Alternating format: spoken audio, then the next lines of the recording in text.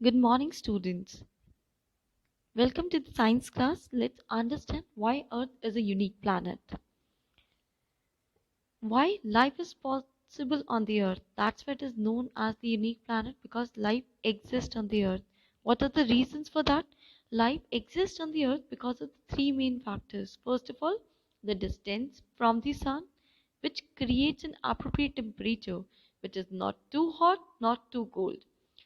Example, Venus has a temperature of around 457 degrees Celsius and Uranus has minus 222 degrees Celsius, which is not appropriate to live. Next is the presence of water. Water supports the life and it is necessary for survival. Third one is the existence of an atmosphere. There is a layer of gases surrounding the earth which protects the life from dangerous solar radiations. That is the UV radiations, ultraviolet radiations. Next is understand about the structure of the earth. First layer of the earth is known as the crust, which is also known as the outermost layer of the earth. Next is mantle. Third one is the core, which is further subdivided into two parts, that is an outer core and inner core. Let's understand about the different layers.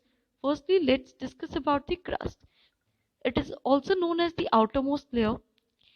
If its thickness vary from place to place, which varies from 6 to 11 kilometers, students, under oceans, but under high mountains it's about 70 kilometer thick, and it is also made up of rocks and contains continents and oceans, and life exists on the crust layer only.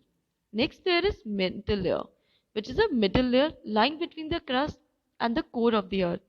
It is a partially molten layer and the thickness is around 2900 kilometers. It contains a lot of iron and magnesium.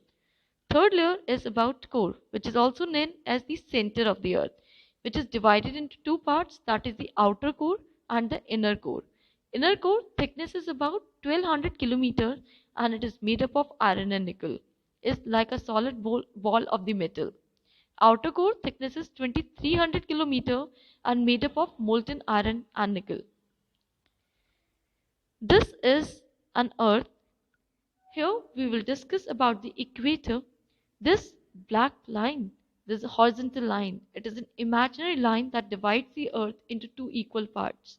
The upper half between the North Pole and the equator is called the northern hemisphere, and the lower half between the equator and the South Pole is called the southern hemisphere. And this is an axis, as you can see, the vertical line that start from the North Pole and ending at the South Pole. It is also an imaginary line passing through the center of the earth, coming out from the earth at the North Pole and the South Pole.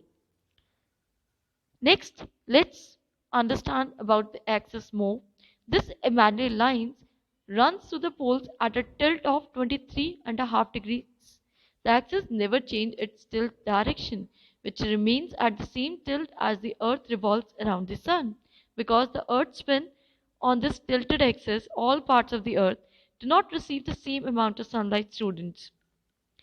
These are the two motions of the earth, that is the rotation and the revolution.